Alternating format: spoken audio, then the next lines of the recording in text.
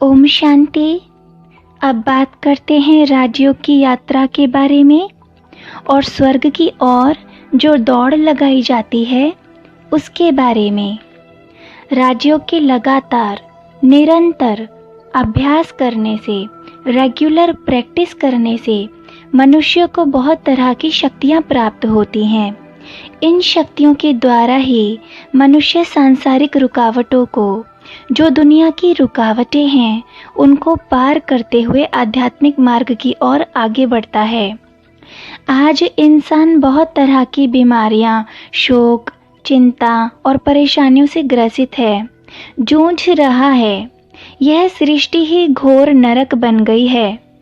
इससे निकलकर स्वर्ग में जाना हर एक प्राणी चाहता है, लेकिन नरक से स्वर्ग की ओर का रास्ता, मार्ग कई रुकावटों से भरा हुआ है। काम, क्रोध, लोभ, मोह, अहंकार हम इंसानों के रास्ते में मुख्य बाधा, रुकावटें डालते हैं। पुरुषोत्तम संगम युग में ज्ञान सागर परमात्मा शिव, जो सहज राजयोग की शिक्षा प्रजापिता ब्रह्मा के द्वारा दे रहे हैं, उसे धारण करने से ही मनुष्य इन प्रबल दुश्मनों, शत्रुओं से, 5 विकारों से जीत सकता है। जैसा कि सामने चित्र में दिखाया गया है कि नरक से स्वर्ग में जाने के लिए पहले पहले इंसान को काम विकार की ऊंची दीवार को पार करना पड़ता है, जिसमें नुकीले शीशों की बाड़ लगी हुई है। इसको पार करने में कई व्यक्ति देह अभिमान यानी कि खुद को शरीर समझने की वजह से और शरीर के आकर्षण में आने की वजह से सफलता नहीं पा पाते और नुकीले शीशों पर गिरकर लहूलुहान हो जाते हैं। विकारी नज़र, विकारी दृष्टि, विकारी करनी, विकार के प्रभाव में आकर, किसी विकार में आकर कुछ गलत कार्य करना, विकारी वृत्ति, विकारी कृति, यही सब मनुष्य को इस दीवार को पार नहीं करने देती। इसलिए पवित्र दृष्टि रखना बहुत ज़रूरी है। सिविल आई रखना बहुत ज़रूरी है इन विकारों को जीतने के लिए। पवित्र नज़र रखनी है। हर किसी के लिए सबको आत्मा बिंदु ही देखना है। माथे के बीचों बीच जहाँ टीका लगाते हैं, जहाँ बिंदी लगाते हैं, वहाँ पर सबको वहीं पर फोकस करना है। जब भी किसी को देखो तो बिंदु देखो, ये आत्मा है, ये बिंदु स्वरूप है। मैं भी बिंदु हूँ, बिंदु स्वरूप मैं भी आत्मा हूँ। हम दोनों ही आत्माएं हैं।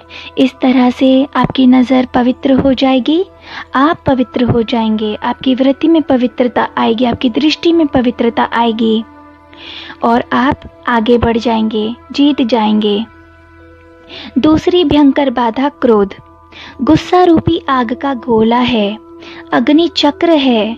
गुस्से में आकर, क्रोध के वश होकर इंसान सही और गलत की पहचान भी नहीं कर पाता और साथ ही उसमें ईर्ष्या, जलन यानी कि द्वेष, घृणा यानी नफरत आदि विकार भी आ जाते हैं, जिसकी अग्नि रूपी आग में इंसान खुद तो जलता ही है, साथ में दूसरे लोगों को भी जलाता है।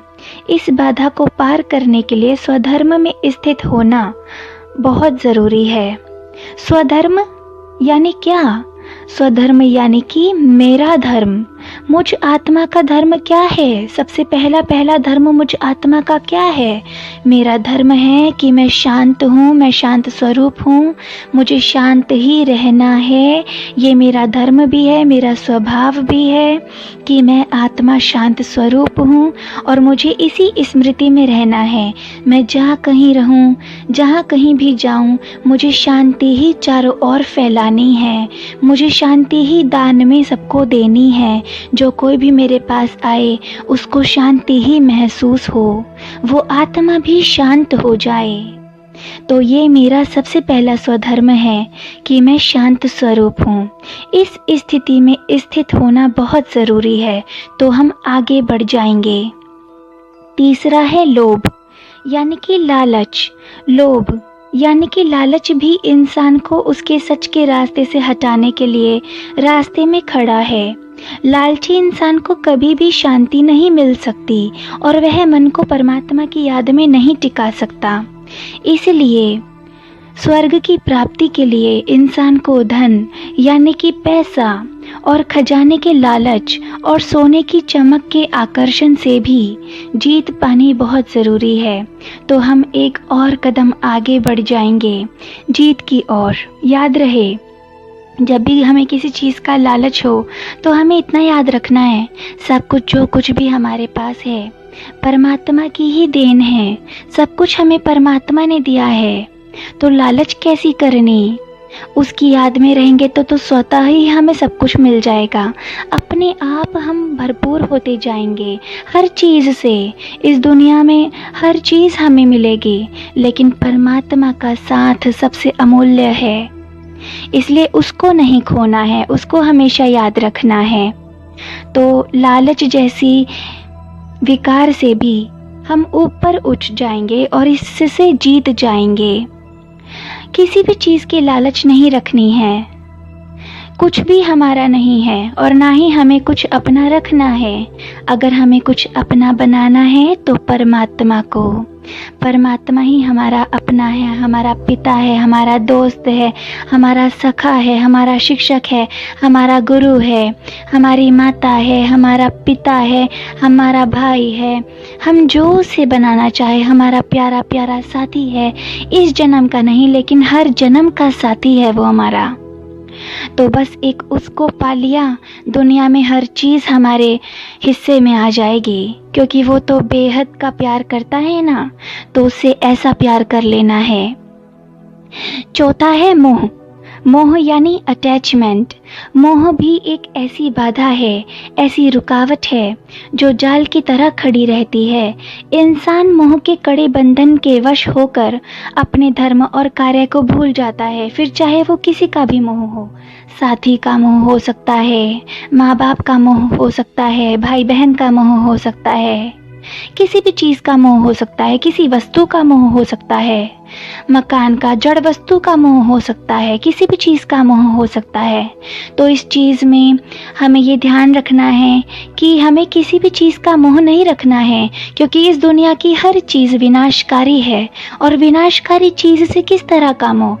जिस चीज़ का विनाश होता हो उससे कैसा मोह, लेकिन जो चीज़ अविनाशी है उससे प्यार होना चाहिए। जैसे कि परमात्मा, उनके गुण, उनकी बातें, उनकी मुरली, उनकी मीठी मीठी प्यारी प्यारी बातें, तो इन सब चीज़ों से प्यार होना चाहिए। मोह एक अलग चीज़ है और स्नेह एक अलग चीज़ है। स्नेह जब हमें होता है तो हमें कोई भी तकलीफ़ नहीं होती, हम किसी भी तरह से दुख के प्रभाव में नहीं आ सकते।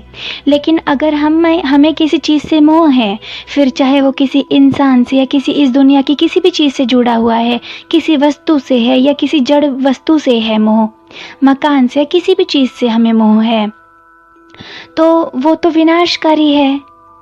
तो इसलिए हमें दुख देगा ही देगा, वो चीज़ हमें दुख देगी।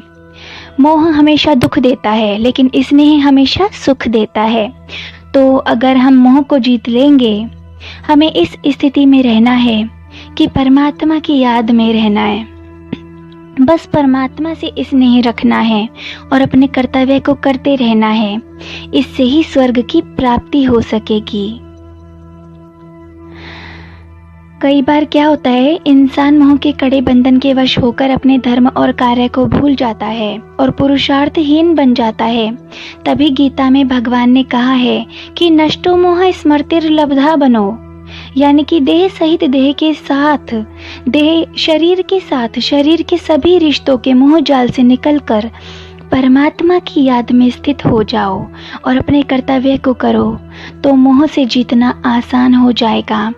इससे ही स्वर्ग की प्राप्ति हो सकेगी, जब हम मोह जैसे विकार को भी जीत लेंगे।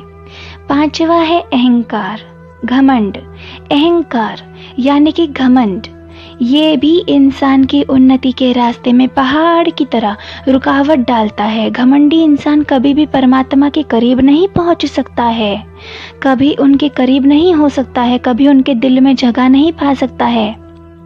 घमंड के वश होकर इंसान पहाड़ की ऊंची चोटी से गिरने के बराबर चकनाचूर हो जाता है, क्योंकि घमंड हमेशा इंसान से गलत कर्म ही करवाता है। इसलिए ऐसा इंसान भगवान के दिल में नहीं चढ़ सकता।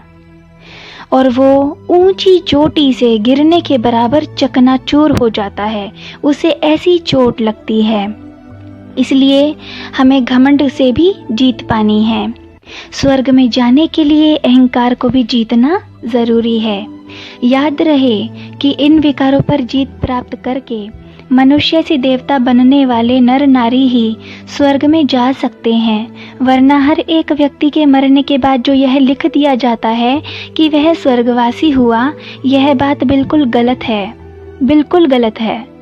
अगर हर कोई मरने के बाद स्वर्ग जा रहा होता तो जनसंख्या कम हो जाती और स्वर्ग में भीड़ लग जाती और मरे हुए इंसान के रिश्तेदार मातम नहीं करते। तो ये सारी बातें हमको ध्यान में रखना है, सच्चा सच्चा पुरुषार्थ करना है, विकारों पर जीत प्राप्त करनी है। परमात्मा ने बड़े सुंदर सुंदर हमको युक्ति बताई है, रास्ता बताया है कि कैसे हम इन विकारों को जीत पा सकते हैं, जीत प्राप्त कर सकते हैं इन पर। तो हमें वो तरीका आजमाना है, वही तरीका अपनाना है, अप्लाई करना है, अपने जीवन में धारण करना है। एंड अवश्य हम इन विकारों पर जीत प्राप्त कर लेंगे। हम भगवान की संतान हैं तो हम जीत प्राप्त कर ही लेंगे। सफलता हमारा जन्मसिद्ध अधिकार है। ओम शांति।